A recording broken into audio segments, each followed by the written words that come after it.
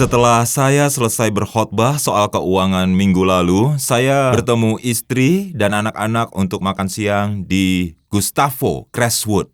Mereka ibadah di gedung yang lain dan kami bertemu untuk makan. Saat sedang makan, manajer restoran Gustavo mendatangi kami dan berkata, "Hey, seringkali setiap pagi kami memutar salah satu khotbah Anda di TV saat kami bersiap membuka restoran. Jadi, staf dan pelayan mendengar khotbah sembari mereka bersiap-siap." Saya bilang, "Bagus, saya berterima kasih kepadanya." Dan saat kami selesai makan, mereka membawa bon. Di restoran Gustavo, Anda harus membayar saat mau pergi. Kasirnya di sebelah kanan di dekat pintu keluar dan Anda bayar saat akan keluar. Ya, begitulah biasanya. Waktu kami akan membayar dan keluar, sebelum pergi, beberapa teman baik kami datang ke situ. Dan saya tidak menyalahkan mereka ya, tapi mereka datang pada saat kami akan keluar, pada saat kami mau membayar. Kami ngobrol 4-5 menit, kemudian kami bersiap-siap untuk keluar. Kami akan pergi. Nah, sesampainya di rumah, saya tertidur di sofa sebelum babak penyisihan. Dan saya terbangun dan saya teringat bahwa saya belum bayar makanan. Dan saya baru saja menyadari kalau 8 orang anggota keluarga saya lupa membayar makanan. Saya mulai membayangkan saat mereka menonton khotbah saya tiap pagi, saya bicara soal uang, lalu saya datang dan mereka bilang, "Oh, itu orangnya. Barusan kita nonton, dia pasti memberi uang tip. Dia kan murah hati." Tapi tidak, malah lupa bayar. Ya, itulah yang terjadi. Lalu saya menelepon restoran itu, kemudian saya ceritakan semuanya dan mengaku dosa pada mereka. Dan pelayan yang terima telepon saya mengatakan, "Ya, kami juga heran." Rupanya mereka sudah membicarakan hal itu. Lalu dia bilang, "Ya, saya yakin Anda cuma hilaf." Tapi waktu dia bilang begitu, seolah-olah cuma dia yang berpikir saya hilaf, seakan-akan yang lain tidak berpikir yang sama. Ya, mereka bisa saja menuduh saya, tapi dia tetap membela saya. Kalau di restoran lain, mungkin foto saya sudah dipasang di depan restoran itu. Tapi bagaimanapun juga, saya merasa tidak enak karena dia orang baik dan dia bilang, "Ya, nanti kalau datang lagi tinggal bayar saja." Tapi saya bilang, "Oh tidak. Saya mau bayar sekarang. Saya mau bayar sekarang. Saya mau ini cepat beres." Saya menggunakan kartu kredit dan membayar lewat telepon. Pelayan itu saya beri tip besar. Saya beri dia tip supaya dia tidak cerita-cerita, "Wah, dia makan tanpa membayar." Tapi ceritanya, "Wah, saya dapat tip besar dari dia." Itulah yang saya harapkan. Itu murni rasa bersalah, bukan rasa kasih saya. Itu rasa bersalah yang saya coba tutup-tutupi. Dan ketika saya menyadari hal itu, maka saya harus segera ambil tanggung jawab. Karena kalau tidak, maka saya akan diminta pertanggungjawaban, ya kan? Nah, percaya atau tidak, tapi itu benar-benar tidak disengaja. Saya tidak berniat jahat. Saya tidak pergi ke Gustavo dengan rencana jahat.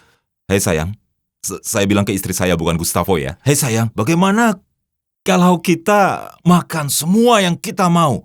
Aku akan pesan 2 soda dan makanan di meja. Kita ambil apa saja yang kita mau dan kemudian kita curi, kita keluar tanpa membayar." Tetapi tidak seperti itu kejadiannya. Itu terjadi saja, ya. Apakah saya ceroboh? Ya, memang.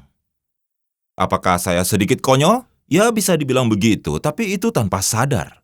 Pada saat itu terjadi, saya tahu saya harus mengambil tanggung jawab sekarang agar nanti saya tidak diminta pertanggungjawaban.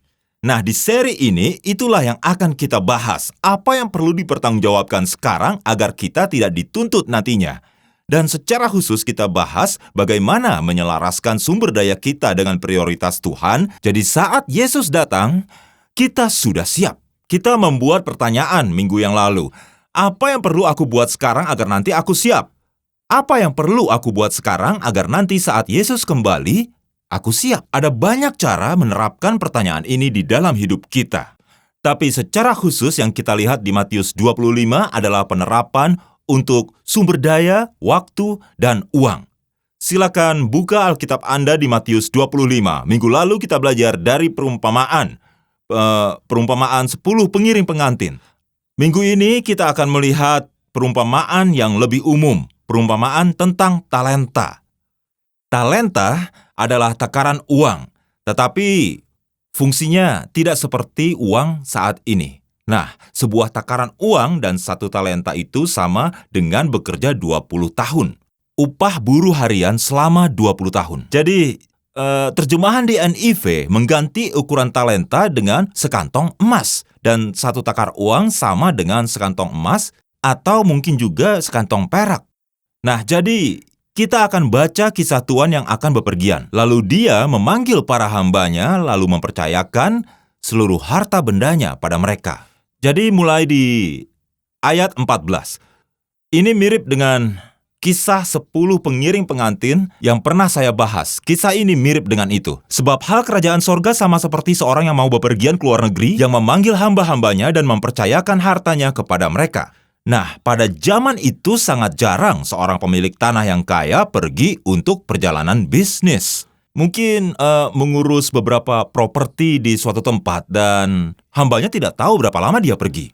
Perjalanannya belum tentu lancar, berkomunikasi jarak jauh pun itu mustahil. Jadi, para hamba melihat tuannya pergi, tapi mereka tidak tahu kapan dia kembali. Mereka tidak tahu berapa lama tuannya akan bepergian, jadi mereka harus selalu bersiap-siap. Sudah pernah dengar kan? Jadi dia kumpulkan hambanya sebelum dia pergi. Dan ayat 15 berkata, yang seorang diberikannya 5 talenta, yang seorang lagi 2, dan yang seorang lain lagi 1, masing-masing menurut kesanggupannya, lalu dia berangkat. Dia mempercayakan hartanya. Nah, 1 kantong emas itu sama dengan upah 20 tahun buruh harian. Jadi, Anda bisa bayangkan, ini hitungan kasar, tapi bayangkan, 1 kantong emas nilainya sekitar $500,000, 2 kantong emas sekitar $1 juta, dan 5 kantong emas sekitar $2,5 juta. Jumlah uang yang sangat banyak yang Tuhan itu percayakan kepada para hambanya untuk diurus selama dia bepergian. Waktu kita baca perumpamaan ini di pola pikir budaya barat kita, mungkin kita sedikit bingung karena pembagiannya tidak rata. Pembagiannya tidak rata. Seolah-olah itu tidak adil. Kenapa satu hamba dapat 1 kantong emas dan yang lain dapat 5 kantong emas? Tapi sebenarnya bukan itu inti perumpamaannya. Sulit kita pahami, tapi Alkitab berkata semua manusia diciptakan setara. Itu hak asasi manusia, bukan dari Alkitab. Tapi jika dibaca di bagian lain dalam Alkitab, bahwa memang benar semua manusia diciptakan setara. Namun, tetap saja yang satu dapat 1 kantong, yang lain 5 kantong. Sepertinya ada yang salah, ada yang tidak adil. Yang akan dipelajari dari kisah ini adalah bukan berapa banyak yang Anda punya, tapi yang Anda lakukan dengannya. Ya. Nah, kita biasanya fokus pada jumlah dan membandingkan dengan orang lain yang punya lebih.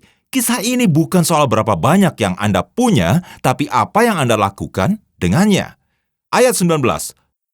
Lama sesudah itu, jadi tuan itu pergi lama sekali.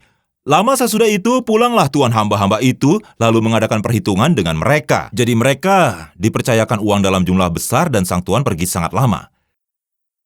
Tuan mereka pergi lama sekali sehingga para hamba itu mengira dia tidak akan pulang lagi. Ya mungkin bisa sampai setahun dan para hamba mulai berpikir, kalau Tuhan tidak pulang sekarang, mungkin dia memang tidak kembali lagi dan aku belanjakan saja uang ini sesukaku. Mungkin tidak apa-apa karena Tuhan kan belum kembali. Karena sesuatu belum terjadi bukan berarti itu tidak akan terjadi. Kalian pasti paham itu. Karena tuannya belum pulang, belum tentu dia tidak akan pulang. Dan setelah sekian lama, akhirnya tuan itu pulang. Harinya datang jika Anda seorang hamba dan mendengar dia pulang.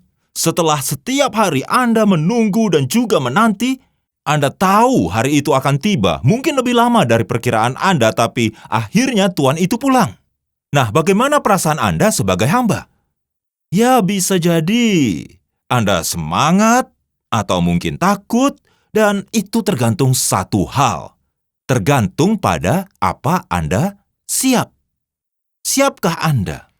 Hamba yang menerima 5 talenta itu datang, dan ia membawa laba 5 talenta. Katanya, Tuan 5 talenta Tuan percayakan kepadaku. Lihat, aku telah beroleh laba 5 talenta.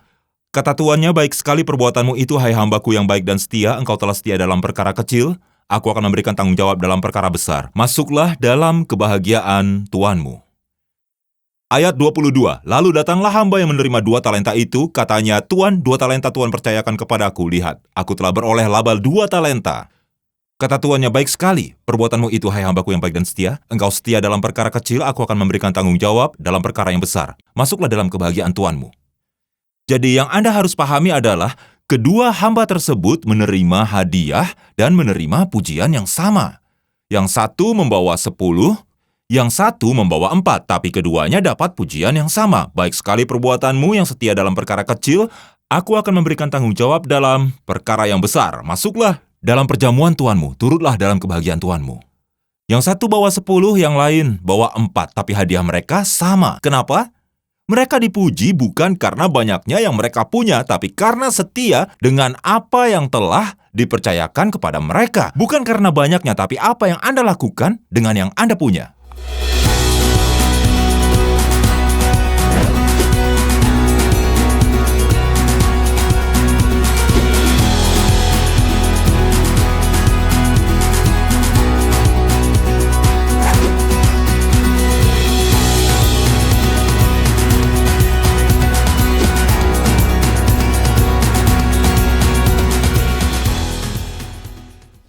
Ayat 24, kini datanglah juga hamba yang menerima 1 talenta itu.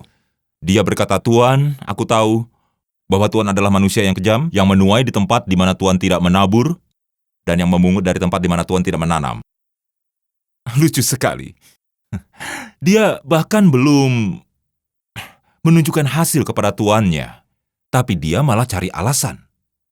Dia belum menunjukkan apa yang dihasilkan, tetapi dia sudah menuduh tuannya, seolah-olah, ya begini Tuan, Tuan tidak realistis dalam hal ini. Kalau saja Tuan mungkin lebih adil di awal, hamba lain diberikan 5, sedangkan aku hanya diberikan 1. Aku merasa tidak berharga, jadi seharusnya instruksi Tuan lebih jelas di awal. Saat dia bicara kepada tuannya, dia mulai menyalahkan orang lain. Saya sadar sewaktu kita mengatur keuangan kita, kita cenderung bersikap seperti ini. Kita sebenarnya sadar bahwa kita belum melakukan hal-hal seperti yang Tuhan mau. Kita belum bertanggung jawab sebagaimana Dia meminta kita bertanggung jawab. Tapi bukannya mengambil tanggung jawab, respon kita sama dengan hamba ini. Kita menyalahkan orang lain. Kita kasihan pada diri sendiri, kita mengeluh dengan keadaan.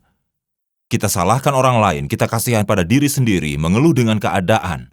Itulah yang dia lakukan. Lalu ayat 25, karena itu, karena Tuan, aku takut dan pergi menyembunyikan talenta Tuan itu di dalam tanah. Ini, terimalah kepunyaan Tuan. Ya, sebenarnya tidak separah itu. Tadinya saya mengira dia akan menghambur-hamburkan uang itu. Mungkin dia akan berjudi, mungkin dia habiskan untuk dirinya sendiri. Tapi uangnya tidak hilang, masih dia simpan. Mungkin sedikit kotor karena dia gali dan mengeluarkannya dari tanah, tapi uangnya masih utuh, uangnya masih ada, dan tetap jadi milik tuannya. Tidak buruk sebenarnya. Tapi yang mengejutkan, sang tuan marah. Dan di ayat 26, jawab tuannya, hai kamu hamba yang jahat dan malas, jadi kamu sudah tahu, aku menuai di mana aku tidak menabur dan memungut di mana aku tidak menanam. Karena itu, seharusnya uangku itu kau berikan kepada orang yang menjalankan uang supaya sekembaliku aku menerimanya serta dengan bunganya. Sebab itu ambillah talenta itu daripadanya dan berikanlah kepada orang yang mempunyai 10 talenta itu. Karena setiap orang yang mempunyai, kepadanya akan diberi sehingga ia berkelimpahan. Karena setiap orang yang mempunyai, kepadanya akan diberi sehingga ia berkelimpahan. Tetapi siapa yang tidak mempunyai, apapun juga yang ada padanya akan diambil daripadanya. Dan campakkanlah hamba yang tidak berguna itu ke dalam kegelapan yang paling gelap. Di sanalah akan terdapat ratap dan kertak gigi. Jadi saya akan jelaskan di sini. Ratap dan kertak gigi adalah bentuk penyesalan terdalam. Kertak gigi adalah bentuk respon tubuh kita pada penyesalan. Saat Anda melihat kesempatan yang Anda lewatkan, Anda akan berkata, ya coba waktu itu saya melakukan ini, barangkali kondisinya akan berbeda sekarang. Jadi, waktu Anda berpikir begitu, Anda menggertakkan gigi bersamaan. Itulah respon tubuh kita pada penyesalan. Dan Yesus bilang itu akan terjadi. Bagi yang tidak siap, yang tidak berjaga-jaga, Sang Tuhan pasti kembali. Dan bagi mereka yang tidak mempersiapkan diri mereka, itulah respon mereka. Ada beberapa hal penting yang perlu digarisbawahi sambil menyelaraskan kekayaan kita dengan prioritas Tuhan. Pertama, Tuhan dengan murah hati mempercayakan kekayaannya kepada Anda. Jadi syukurilah. Perhatikan ayat 14. Sang Tuhan memanggil para hambanya, dan Alkitab katakan Tuhan itu mempercayakan hartanya kepada mereka. Hartanya. Kata ini penting untuk dipahami, perlu untuk kita mengerti. Prinsip Alkitabiah tentang keuangan, katanya ini merujuk pada kepemilikan. Artinya, harta itu milik si Tuan. Bukan milik para hamba, itu milik si Tuan. Dia tidak memberikan hartanya kepada hambanya, tapi dia mempercayakan hartanya. Itulah kepemilikan. Menurut saya, cara memandang kepemilikan ini berbeda-beda. Tergantung pada bagaimana kita memahami apa yang Alkitab ajarkan pada kita tentang uang. Jadi, sewaktu saya membahas soal uang, ada sebagian dari Anda yang senang mendengarnya, tapi pasti ada juga yang sulit. Jadi ya, sebagian orang di sini senang dengan pengajaran ini karena mengerti soal kepemilikan. Mereka paham bahwa segalanya milik Tuhan. Nah, paham konsep teologi bahwa bumi ini adalah punya Tuhan, dan semua yang ada di dalamnya dan yang Tuhan izinkan untuk kita pakai adalah milik Tuhan. Jika pemahaman Anda begitu soal uang, soal harta, maka Anda mau dengar dengan baik. Iya, Tuhan sudah percayakan hartanya padaku, dan aku ingin mengelolanya seperti yang Dia mau. Tapi kalau pemahaman Anda tidak begitu, mungkin Anda akan bilang, uangku, ya uangku. Itu hartaku, rumah, mobil, tabungan, semuanya adalah milikku. Tuhan tidak perlu ikut campur, semua milikku. Maka Anda tidak akan suka apa yang saya katakan. Anda akan sulit mendengar khotbah soal keuangan karena Anda pikir itu milik Anda. Jadi, terkait isu kepemilikan, semuanya berlandaskan pada konsep teologi ini bahwa semuanya milik Tuhan. Saat kita paham segalanya milik Tuhan, kita tidak akan membanding-bandingkan. Lebih banyak mana ya, dia atau aku? Kita justru bersyukur atas apa yang Tuhan percayakan ke kita. Terserah Tuhan membaginya seperti apa. Yang jelas, kita bersyukur bahwa Dia mempercayakan miliknya kepada kita. Alkitab berkata, rasa syukur meluap menjadi kemurahan hati. Itulah ujian dari rasa syukur. Kalau Anda bertemu dengan seseorang yang bersyukur, maka biasanya orang itu murah hati. Tapi orang yang pelit biasanya serakah. Mereka tidak murah hati. Ujian dari rasa syukur adalah kemurahan hati. Itulah prinsipnya. Kita mengerti segalanya milik Tuhan. Kita pun merespon dengan syukur atas apa yang dipercayakannya kepada kita. Dan dari bersyukur, mengalir kemurahan hati. Itulah kenapa Alkitab berbicara tentang menolak untuk bermurah hati atau enggan untuk memberi. Itu sama saja seperti mencuri. Mencuri, itu agak aneh ya. Itu pernyataan yang keras, tapi itu milik Tuhan. Jika itu milik Tuhan, bukan saja gagal bermurah hati, tapi kita juga mencuri. Begini, saya jelaskan maksud saya.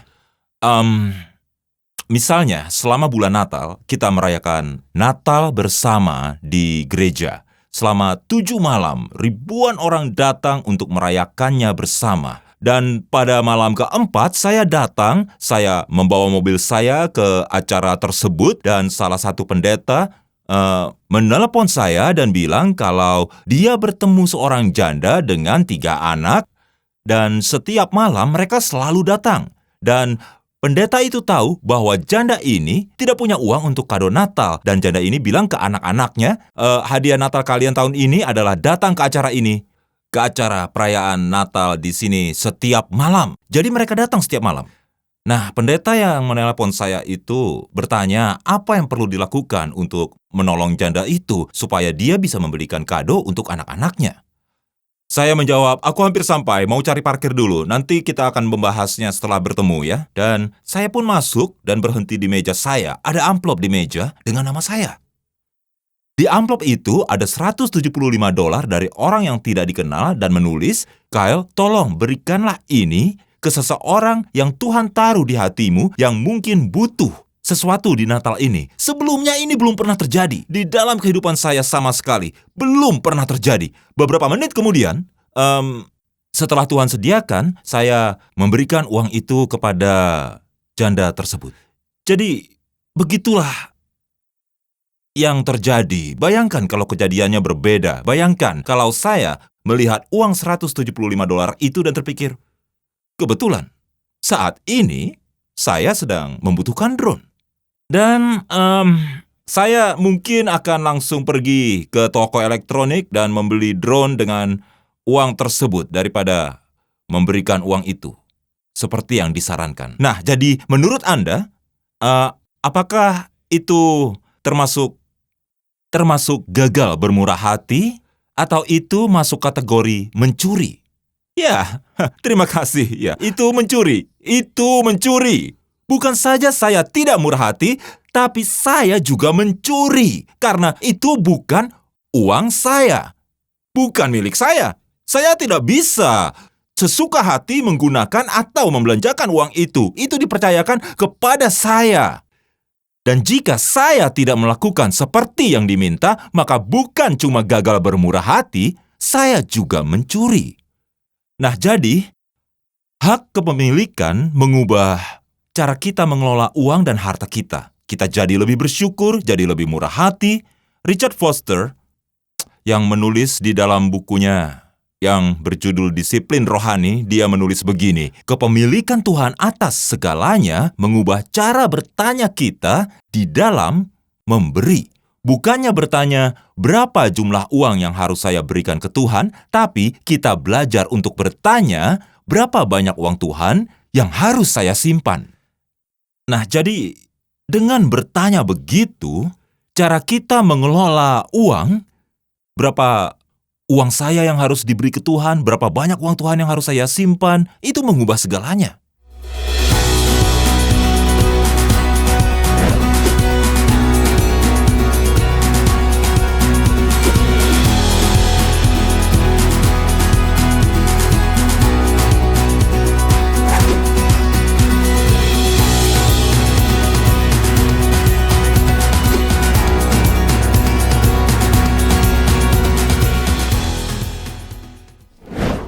Kedua yang saya mau garis bawahi adalah bahwa Tuhan akan meminta pertanggungjawaban Anda atas kekayaannya. Jadi taatlah. Saat Sang Tuhan bicara pada hamba dengan 1 talenta, Anda sadar tuannya bilang apa? Dia memanggil hamba itu jahat dan malas. Kamu hamba yang jahat dan malas. Waktu saya baca itu, saya sempat bingung karena jahat dan malas adalah 2 kata yang tidak cocok dipadukan. Benar kan? Nah, paduan jahat dan malas itu tampaknya sedikit berlebihan. Itu bukan perpaduan yang tepat. Malas itu ibaratnya duduk di kursi menonton TV, tapi Anda tidak suka tayangannya. Tapi karena remote-nya jauh, Anda malas mengambil, jadi tetap nonton saja. Malas itu seperti berbaring di bak mandi sampai jari Anda mengkerut. Itu sebenarnya tidak terlalu buruk, iya kan? Waktu kita membaca kisah ini, kita lihat respon Sang Tuan dan kita mau melakukan lebih dari apa yang hamba 1 talenta itu lakukan, yang sekedar menguburnya. Dia bisa saja gelapkan uang itu atau berjudi atau mungkin dihamburkan. Bahkan ada ahli Alkitab yang berkata dalam sejarah gereja mula-mula, ada yang menulis ulang perumpamaan ini. Pada tulisan itu, mereka tambahkan 1 baris. Kalimat hamba dengan 1 talenta menguburnya dalam tanah diganti dengan dan dia menghambur-hamburkan harta itu untuk wanita sundal dan pemain suling. Saya sebenarnya juga kurang paham, tapi sebaiknya Anda harus berhati-hati dengan wanita sundal yang bermain suling. Anda harus berhati-hati. Tapi baris itu ditambahkan, dia habiskan semua uang, menghamburkannya untuk wanita sundal yang bermain suling. Anda mungkin pikir, ya dia melakukan itu. Dan tuannya pulang, pantas saja tuannya bicara begitu. Tapi bukan begitu yang Yesus sampaikan. Dalam kisah yang Yesus sampaikan, hamba itu mengubur harta itu di tanah. Dia tidak lakukan apapun. dia tidak lakukan apa-apa. Bukan soal berapa yang Anda punya, tapi apa yang Anda lakukan. Dan dia cuma menguburnya. Kita jadi mendapat sebuah gambaran tentang pertanggungjawaban seperti apa yang kita berikan. Tidak cukup dengan aku tidak berbuat salah, aku tidak berbuat jahat, aku tidak berbuat apa-apa. Kita dipercayakan dengan banyak sumber. Tuhan tidak percayakan itu untuk dikubur dalam tanah, lalu menunggu dia kembali. Dia mau kita mengelolanya, memanfaatkannya, menginvestasikannya, agar waktu dia kembali ada laba yang kita kembalikan, laba kerajaan Allah. Hamba dengan 1 talenta tidak berbuat apapun dengan talentanya, dia menguburnya. Karena dia takut, itu yang dia bilang, Tuhan aku takut. Bagaimana kalau aku mencoba sesuatu tapi gagal? Bagaimana kalau diinvestasikan tapi labanya tidak bagus? Jadi lebih baik tidak usah diapa-apakan, aku kubur saja. Jawab tuannya, kamu bukan cuma takut tapi juga malas. Ya, mungkin niatmu baik, sudah punya rencana, tapi kamu tidak melakukan apa-apa. Cuma dikubur lalu kamu duduk sambil menunggu aku pulang. Alkitab berkata, kita akan diminta pertanggungjawaban atas apa yang dipercayakan pada kita. Dan sebagai pendeta di gereja ini, jujur saya sedikit merasa takut. Karena Tuhan sudah memberkati gereja kita dengan sumber-sumber, dengan kesempatan yang besar. Dan saya tahu kadang kita cenderung merasa nyaman seperti mau melindungi yang kita miliki. Kita belum ambil risiko. Kalau kita coba sesuatu, apakah akan gagal? Jadi kita kubur saja di tanah. Ada kecenderungan untuk hilang fokus. Niatnya baik, tapi akhirnya malah jadi malas. Kita pikir kita sudah sampai sejauh ini, kita duduk saja menikmati sambil menunggu Yesus datang kembali. Nyatanya banyak yang dipertaruhkan. Tuhan memanggil kita agar kita mengelola sumber-sumber yang Dia percayakan pada kita. Sebagai gereja, salah satu alasan kita ada di sini karena Tuhan mau kita melakukannya, menolong orang mempersiapkan hari kedatangannya. Jadi, kami coba menantang Anda beberapa kali. Sebagian Anda mungkin ingat khotbah Dave di tahun 2011. Agustus 2011, Dave membahas soal utang, dan dia berkhotbah tentang bahayanya utang dan bagaimana Alkitab mengajar dan mengingatkan kita soal hutang, dan waktu kita lepas dari utang, maka kita bisa menjadi lebih murah hati. Dave memberi sebuah gambaran apa yang bisa Tuhan lakukan lewat kita jika kita tidak berutang. Waktu itu kita ditantang pada bulan Agustus tahun 2011. Dia berkata, bagaimana kalau kita berkomitmen jika pada tanggal 18 Agustus tahun depan kita sudah terbebas dari utang, kecuali mungkin cicilan rumah. Bagaimana kalau kita berkomitmen tentang itu? Banyak orang yang daftar dan bilang, oke, aku siap berkomitmen. Saya mendengar cerita orang-orang yang menjalani itu, dan saya perhatikan ada orang yang menghasilkan banyak uang tapi malah banyak utang. Ada yang menghasilkan uang pas-pasan tapi dicukupkan, hidup dengan berkecukupan. Jadi, semua orang melewati perjalanan, mereka berkorban, dan mencoba menyelaraskan kekayaan mereka dengan prioritas Tuhan agar bebas dari utang. Begitulah saat Anda mulai selaras dengan yang Alkitab ajarkan. Anda lihat kesaksian tadi, dan mungkin langsung melakukan yang baru kita bahas. Anda mulai membandingkan, kalau saya punya uang banyak, saya tidak akan berutang.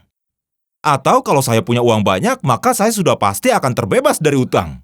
Dengar, tidak peduli berapa jumlahnya, tapi kita akan selalu membanding-bandingkan. Bukan soal banyaknya, tapi bagaimana Anda mengelolanya. Itu yang Alkitab ajarkan. Senang bisa melihat saat kebenaran itu bisa diterapkan dan juga bisa dihidupi. Di atrium akhir pekan ini, kami menyiapkan sebuah papan yang namanya Papan Cerita 818. Bagi yang terlibat perjalanan ini sejak 2011 atau mungkin yang baru bergabung, Anda bebas menulis apakah ingin bebas dari utang. Dan Anda mau mengambil langkah ini, kami akan senang mendengar kisah Anda. Dan Anda bisa mampir, Anda bisa mengisi kartu kecil supaya kami bisa menindaklanjutinya nanti. Atau kalau Anda siap untuk berkomitmen sekarang, misalnya, coba saya berkomitmen di tahun 2011. Tetapi tidak. Jadi, sekaranglah waktunya. Mulailah selaraskan sumber-sumber Anda dengan apa yang Alkitab ajarkan. Juga di atrium minggu ini akan ada relawan dari program Hidup Bermurah Hati. Mereka pasti akan senang bisa mengobrol dengan Anda. Juga akan ada kelas kedamaian finansial dalam beberapa minggu ke depan. Kami menolong orang-orang yang sudah membuat rencana mengajarkan anak mereka sehat secara finansial. Ada juga beberapa relawan kami yang akan senang mengobrol dengan Anda. Sebagai gereja, kami ingin menolong orang melakukan apa yang mereka perlu lakukan sekarang, agar ketika Yesus kembali mereka siap. Kalau Anda baca berita seminggu belakangan, ada beberapa berita yang mengkhawatirkan, seperti jam kiamat terus berdetak, berita yang lain, 2 menit menuju kiamat, berita lainnya bergerak mendekati pemusnahan total. Bukan berita-berita yang menyenangkan, tapi tiap tahun sekelompok ilmuwan atau ahli di bidangnya berkumpul bersama, dan ironisnya mereka memakai metode atau metafora yang tidak ilmiah untuk melihat seberapa dekat kita dengan bencana global. Nah, minggu lalu mereka memindahkan jam ke 11.58 dan idenya adalah saat jam mendekati tengah malam maka dunia berakhir. Mereka pindahkan ke 11.58 yang dekat waktu tengah malam seperti tahun 1953 saat Amerika Serikat dan Uni Soviet pertama kali menguji bom hidrogen mereka. Ada satu berita yang menarik perhatian saya. Saya memperhatikan judulnya 2 menit menuju tengah malam. Alasan berita ini membuat saya terperangah karena saya baru saja mempelajari Matius 24 dan 25. Yesus bicara soal akhir zaman dan bersiap sedia. Dia berkata kepada para pengikutnya, lakukan apa yang perlu engkau lakukan sekarang untuk siap pada waktunya.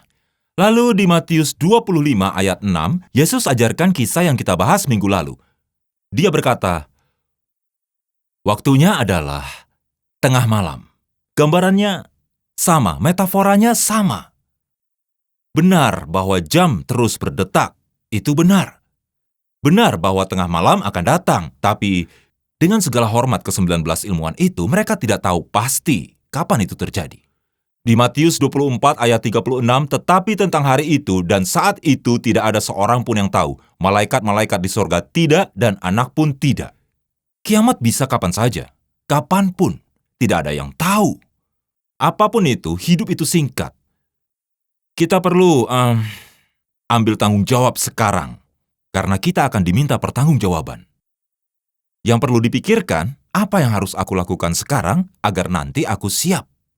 Jika Anda seperti saya, maka Anda tahu harus melakukan apa. Saya merespon dengan persetujuan.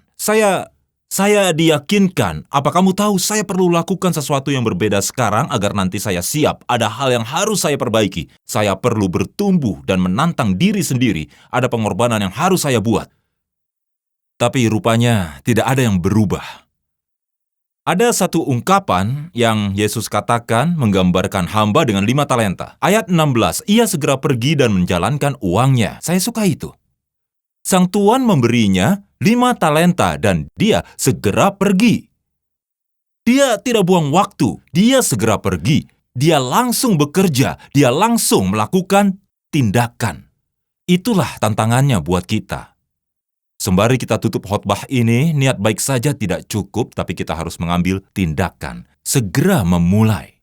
Kita harus segera mengambil sumber-sumber yang Tuhan berikan pada kita dan lakukan sesuatu. Mari kita berdoa. Tuhan, aku tahu bahwa kami cenderung lepas kendali atas diri kami karena merasa, saya tidak menyia-nyiakan, saya tidak melalaikan.